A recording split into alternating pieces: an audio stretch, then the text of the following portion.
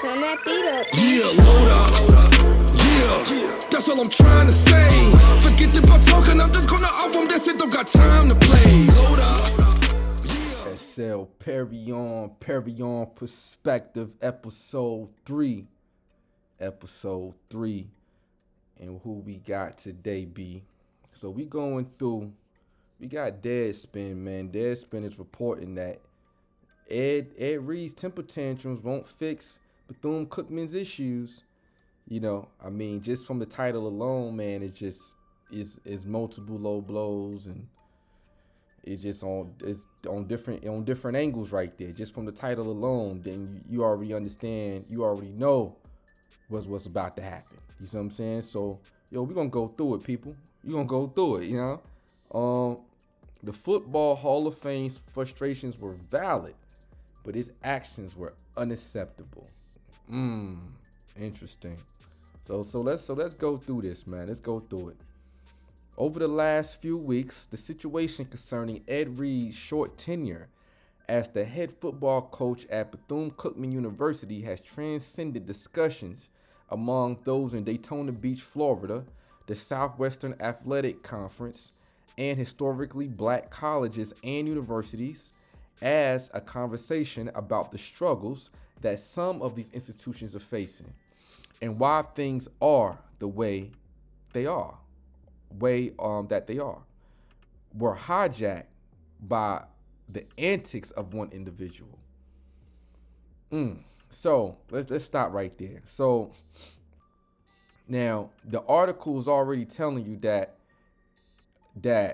okay, the struggles, they're trying to say that it's the struggles of these HBCUs of these universities that these colleges are facing, like that these HBCUs are just going through all of these different types of struggles and going through all of these different types of problems, and it just it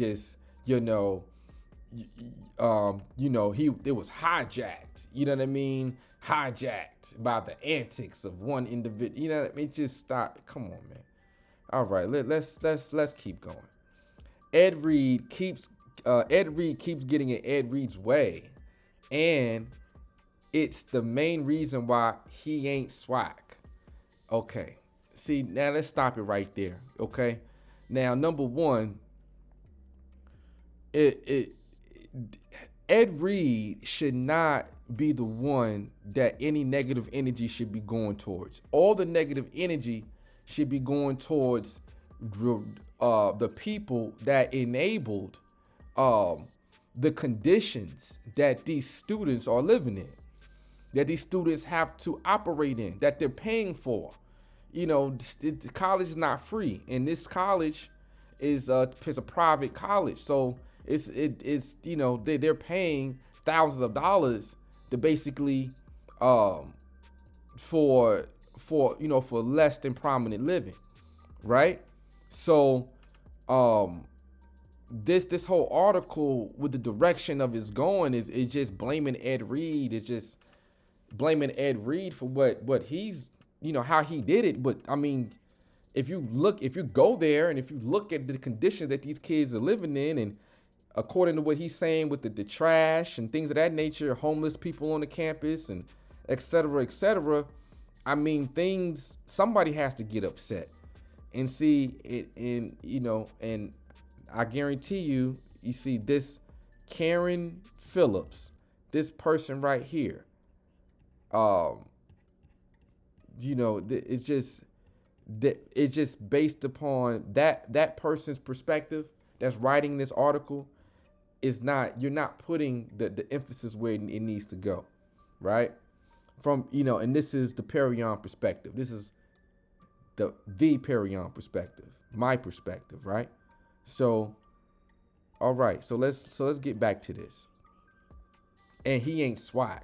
Like, what does that mean, right? What does that mean? Like, that has nothing to do with nothing. What about these kids that's going through these conditions right now? You see, and there's a lot of it, man. These older elites that really don't have you know, they look at these between 18 and 22-year-olds, and, you know, and quite honestly, man, it's like, you know, a lot of them is probably a little jealous of them. You know, it's a lot of just, you know, look out for the kids, man. Like, if you really care about the next generation, then prove it. You know, why these kids got to be living in filth and mold and mildew and all this? But hey, let's keep going. So what transpired with Reed?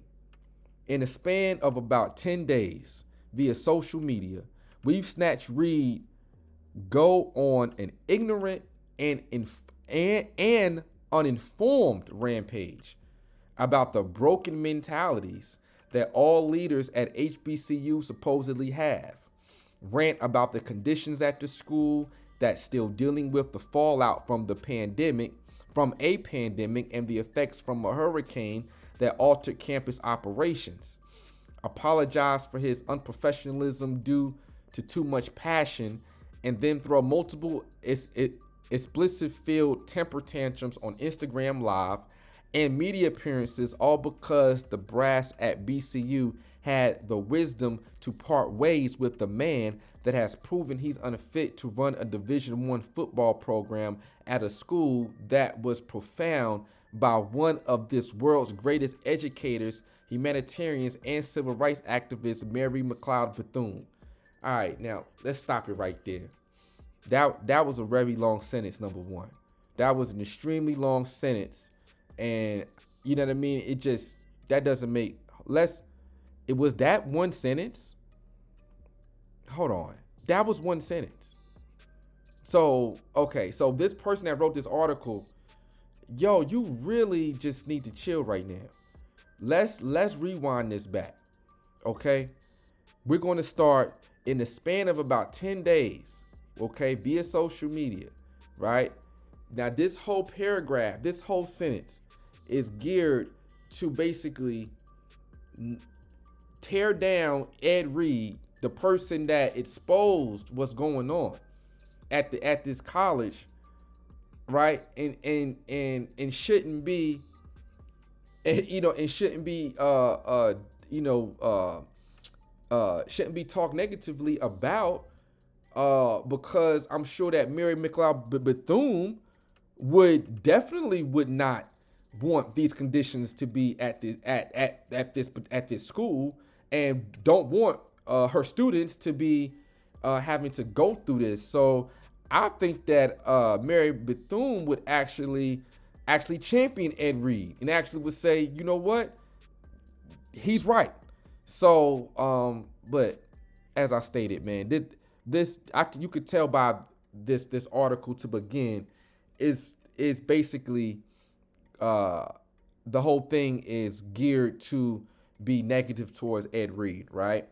And you know how he went about it, you know, and et cetera, et cetera. So let's go on. An ignorant and uninformed rampage about the broken mentalities that all leaders at HBCU supposedly have, right? Rant about the conditions at the school that's still dealing with the fallout from the pandemic and the effects from a hurricane and altered campus operations, excuses, apologize for his unprofessionalism due to too much passion, okay, and then throw multiple explicit-filled temper tantrums on Instagram Live and media appearances, all because the brass at BCU had the wisdom to part ways with a man that has proven he's unfit to run a Division I football program at a school that was founded by one of the world's greatest educators, humanitarians, and civil rights activists, Mary McLeod Bethune. Okay, that's complete bullshit. All right, my vision for change is probably moving too fast for a lot of people, Reed said in one of his videos. I'm not withdrawing my name, as they're saying they don't want me here. Okay, and this is a video. Let me see. Does Ed Reed seem to have the temperament of a head coach to you? Let's see. Let's see if we can pull this up right here. Have other HBCUs reach out to y'all? We've been in contact with other head coaches from HBCU. I turned down the Jackson State job to come here, Roland Martin. Jackson State Prime called me. Deion Sanders called me himself, man. Gave me. So everything is that Ed is saying is accurate. There have been other offers before Bethune-Cookman in previous years from other Grambling. I'm sorry, bro. From other HBCUs, there's been opportunities for Ed to be a head coach at multiple colleges. This was an opportunity. The location, the campus, everything about Bethune-Cookman was extremely appealing, which led him to ultimately choosing this over the opportunity at other institutions. I came here, I was impressed. We hadn't seen everything, but just the lay of the land, the campus, the location and proximity to the beach. We thought this would be a great opportunity, especially being in Florida too. Very. Okay. So the question is, does Ed Reed seem to have the temperament of a head coach to you? I mean, yeah. I mean, head coaches are emotional people. Look at Bobby Knight. He flung chairs across the goddamn court. You see what I'm saying? It's like, what you expect him? He's emotional. He's a head coach. He's supposed to motivate guys. I mean, it's Ed Reed is not the bad person here, man. You guys is not understanding what's going on. And what's going on is basically no accountability for the actual institution, no accountability for the actual people, the human beings that's running the institution and allocating the funds where the funds need to go. I mean, there are jobs that could be had on Bethune-Cookman's campus. To clean up crews. I mean, these students should not have to go out and pick up the trash. That's taken away from their lecture time, from their time, from their study time, from them doing, college student things. Of course, is good for, community support hours and, good humanitarian work. But I mean, ideally, man, if I'm paying $1,000, if I have a child in college, it's like, look, I'm not paying $1,000 for you to go and pick up trash. I'm paying $1,000 for you to go in that library, and go and study and go and do your work. You know what I mean? Go and do things like that. So these students should not be placed in this position. All right. Now the school's official statement doesn't mention anything about Reed's withdrawing his name, as it points to the qualities and attributes that must be exhibited by our institutional personnel during what have been uniquely challenging times for our campus as we recover from the impact of 2 hurricanes from the past fall semester. Damn these 2 hurricanes. Ain't no other colleges blaming no goddamn 2 hurricanes. Man, y'all live in Florida. You already know about these hurricanes. Stop blaming the hurricane. You should already be prepared for the hurricanes. They come every year. You in Daytona Beach. I mean, black people got all of these excuses. It's just ridiculous, man. These excuses, well, it's trash everywhere, and because it's hurricanes. Man, stop it. Man, if you don't goddamn hire a cleaning crew, what is wrong with y'all, man? Being the reason, oh my gosh. During this past fall semester, being the reason why they didn't proceed with negotiating a contract with him. All right, the aftermath. 2 things happened in the aftermath of the school's decision. 1 positive and 1 negative. The bad is that, once again, far too many black and white folks who have no connection or desire to understand HBCU culture or the history of these institutions have become overnight scholars on what should and shouldn't happen, as they've somehow magically comprehended over a century's worth of context, facts, and experiences to come up with a solution that will instantly transform BCU into a utopia. It's why Deion Sanders has been one of Reed's biggest supporters doing all of this, as Reed was primed and ready to follow in his footsteps as a Fox savior for HBCU sports. Sanders used and quit on HBCUs and Jackson State when he bolted for Colorado. It's why he gave Reed similar advice disguised as if it was a direction from God. All right, now let's stop it right there. Now, okay, so basically this person is saying that Nobody can have pretty much an opinion on HBCU culture and the history of these institutions because they haven't comprehended a century's worth of like context and facts, experiences to come up with a solution, right? So basically, these people, Deion Sanders and Ed Reed, they actually play football, right? They was in the NFL. They played football on the highest level and was one of the best at their job. Deion Sanders one of the best at his job at cornerback. You know what I mean? Ed Reed one of the best at his job at safety. So these weren't like slouches. These were one of the best at their job. So, you know, I don't think that like, you know, their expertise as far as football shouldn't be questioned. Now, as far as their understanding of HBCU culture and all of that, they don't, you know, number one, for them to even want to go back and coach at HBCU, you should be grateful. I mean, they are black. You see what I'm saying? They went to other universities. This is very true. They might not have went to a HBCU, right? But that doesn't mean that they don't understand how things are supposed to go. I mean, hey, you see trash on the ground, pick it up. I mean, so you telling me that I got to understand 100 years over centuries worth of context, facts, and experiences to understand that when some shit is dirty? And to understand that, hey, yo, man, you might want to put some fences around here. Or, you know what I mean? You might want to, you know, like, you might want to put, it's just common sense stuff. I mean, you might want to, like, fix these dorms. You know what I'm saying? These classrooms got mold and mildew everywhere. I mean, this is common sense stuff. You know what I mean? But you don't be blaming, yo, we not getting enough money. Man, y'all, what are you doing with the money that y'all getting? You see what I'm saying? This is what we talking about with these broken mentalities, man. It's like you can't be thinking the way you thinking and think that you can elevate HBCUs. You can't elevate it. You're going to always be blaming a hurricane. Because you know what? It's going to be 2 more hurricanes that happen this year, right? There's going to be hurricanes happen every goddamn year. So you can't blame the damn hurricane. Black folks to blame any goddamn thing. Clean up the goddamn school. The kids are spending money. Clean the fucking school, man. Shit is crazy, yo. Shit is crazy, man. Sometimes, Ed, you just gotta walk away, my brother, said Sanders. I know it's tough. I know you don't want to hear it. But sometimes in life, we gotta walk away. You didn't let nobody down, Ed. You didn't let them kids down. You did what you had to do, and you tried your best. You know what God wants from you. Be that. Don't let them provoke you, my brother. Now, this is what Deion is telling him, right? And I believe this was through Instagram Live.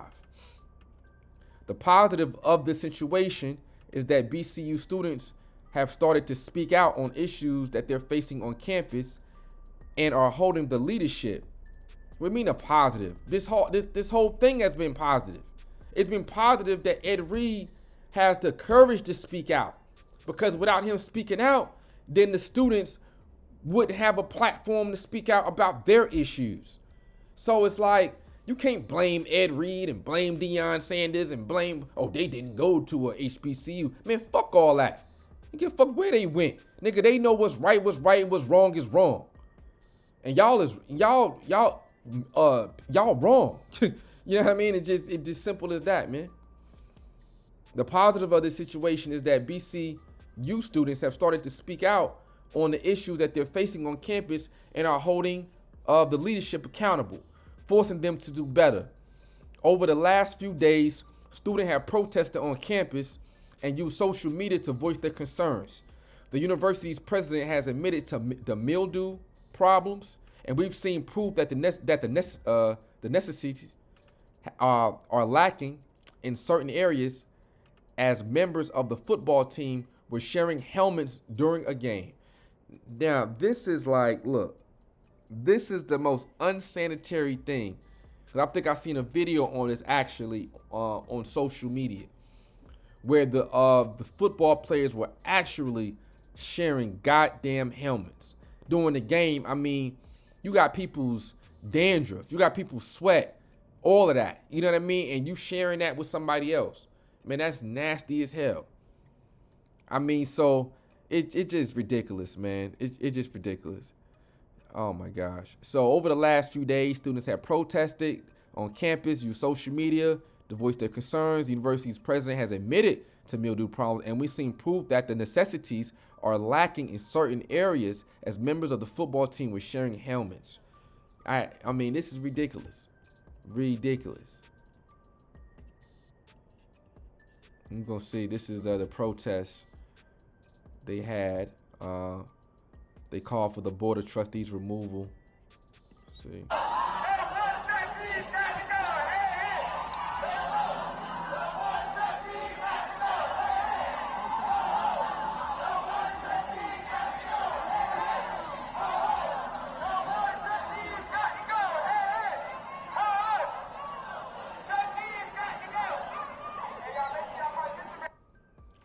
Yeah, and see, this is scary. You see, when you have these upper elites, they don't want these kids to know the type of power that they have.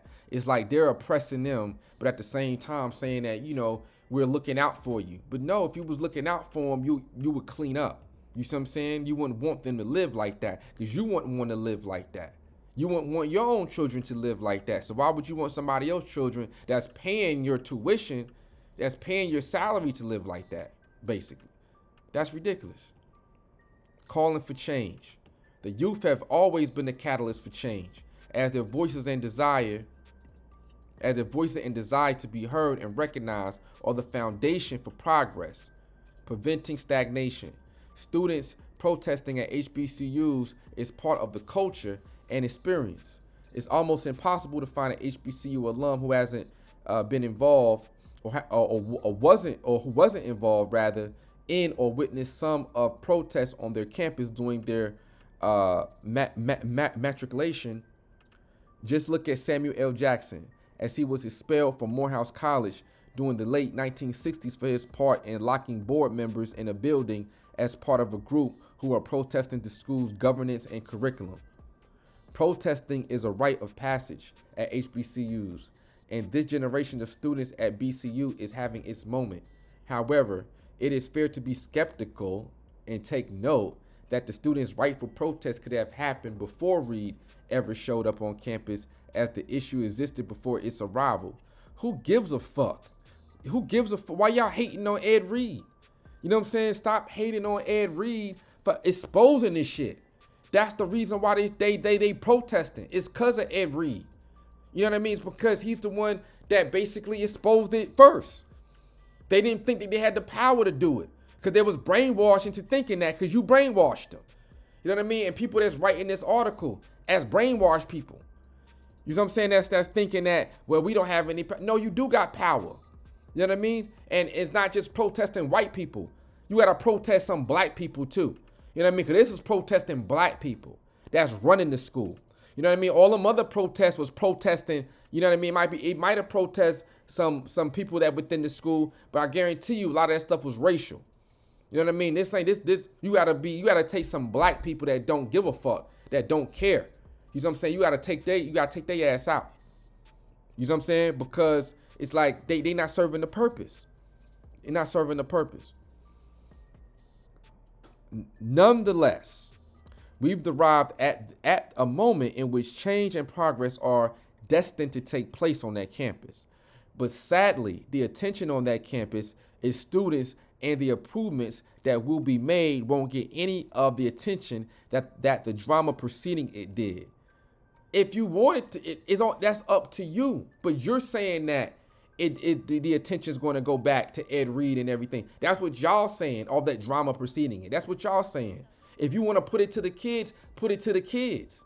Man, black people are his own enemy. That's what's so frustrating about the Reeds and Sanders of the world, as the attention that they brought to BCU and GSU could have been everlasting if they came in the door prepared and asking, what can we do for you, instead of being fixated on what these schools and their coaches could do for them. See, that's what I'm saying. It's like that right there, in the Perion perspective, my perspective, is incorrect. because they came there with the mentality of let's improve the conditions of the school. Let's improve these facilities. Let's pick up this trash. Like, I mean, you getting mad at him for saying that he's mad about the trash? I mean, these people came from they played in the NFL, so they came from an organization that the elite in that organization, those organizations was ran on a certain level that they pretty much seen how things are supposed to be ran. So when they come to these HBCUs and it's half-ass ran. You know, you got the elites in the HBCUs talking about, yo, we ain't got enough money to do this. Yo, these hurricanes kicking our ass. Yo, blah, blah, blah. All these excuses. They like, man, what's going on? Like, yo, I play in the NFL. Like, I know how things are supposed to be ran. You know what I'm saying? And y'all, it's just not being ran right. So you can't get mad at a man that's exposing something that it's like, yo, it's what's right and what's wrong is wrong. I mean, you got kids paying thousands upon thousands upon thousands upon thousands of dollars, you know, to live in mold, to live in mildew. Come on, man, stop it. Stop it. So that is what's so frustrating about the Reeds and Sanders of the world, right? As the attention that they brought to BCU and GSU could have been everlasting if they came in the door prepared and asking what can we do for you instead of being fixated on what these schools and the coaches could do for them. So I basically just debunked that. All right. So Bethune-Cookman University and Jackson State University are two proud institutions that are pillars of the HBCU landscape. In the grand scheme of things, Reed and Sanders will become footnotes in the histories of those schools. And that may be the saddest part of all, given that they would have been chapters if it wasn't for Deion Sanders' selfishness and Ed Reed's lack of decorum. There's no point in putting a spotlight on something if you're not going to be around long enough to see it through. So that's where we end at, you see? And right there, man, again, it is complete bullshit that these students that's protesting don't have the proper place to wash their clothes. They're living in, again, mold, mildew. The football team has to share helmets. They don't have a practice field. The football team, that is, to practice on. They have to actually take a bus to go to the main field, which eats up more cost, right? You have, from what Ed Reed is saying and what was documented, trash all over. You see what I'm saying? Trash all over the campus, right? And then you have certain students coming out that's saying, yo, this is true. You know, this is what I have to go through. You see? But then you have the interim president, Drake, Mr. Drake, that's saying that, look, this is untrue. This is not what these students are going through. You know, and it's like, okay, so is it they're going through it or they're not? Because I've evidently, you know, it's three sides to a story, right? They say three sides. Is your side, it's the other person's side, and then it's the truth, right? So it's like, look, I would want to believe the students is actually living in there. I don't think the students have really any major reason to really lie, right? And if they do, then if they believe that they do, then that's a whole nother mentality that needs to be addressed. Because at the end of the day, these between 17, 18, 22, 23-year-old students, right? They're trying to get an education, you know what I mean? And they're paying for it, right? They're paying for it, whether it be through financial aid or even out their own pockets. Keep in mind, this is a private institution. So things I'm sure are a little bit higher, but nevertheless, I'm sure they're getting the funds that's needed to allocate things properly, but they're not. The elites are not allocating the funds properly to what they need to do, right? to what needs to be done. And that's the main issue. That's the main problem. It seems like people are more upset with Ed Reed just exposing everything and how he went about it than actually the problem itself, which is, tells me a lot about the reasoning why this shit is happening right now. You see, and why the problem continues, because it just didn't start with Ed Reed. It didn't start with Deion Sanders. These things have been going on, for decades. You see what I'm saying? So these are not issues that are new, but luckily you have people with the courage of, Ed Reed, to stand up and maybe show a little emotion, because we need emotions at times. That's what get the needle moving in other people, evidently, because his emotion basically started the protest, right? So is no reason to blame Ed Reed for any goddamn thing.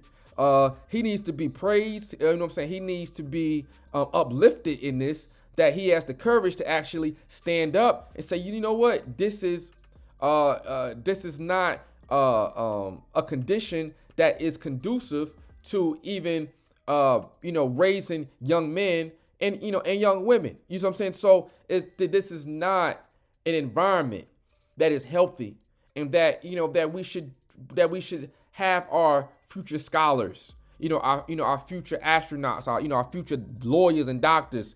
These are future black lawyers and doctors and business owners and I mean nurses and all. Why we have them in mold? Why we have them in mildew? You don't care about them? Well, it's not that bad of a deal. They not living in mildew. Why don't you live there then, Mr. Drake? Because you talking about that. Well, they don't. If you've seen the interview on Roland Martin's channel, right? Mr. Drake was on there. The intern president of that school, Bethune-Cookman, and he said that basically that the kids are it's simply and I'm paraphrasing, but he made it to seem like they're basically just a big exaggeration.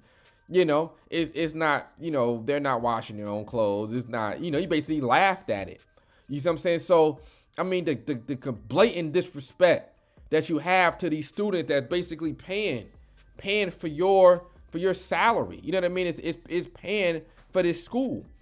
You know what I mean? You need to be giving these kids a first class, not only first class education, but first class experience, first class cleanliness, and first class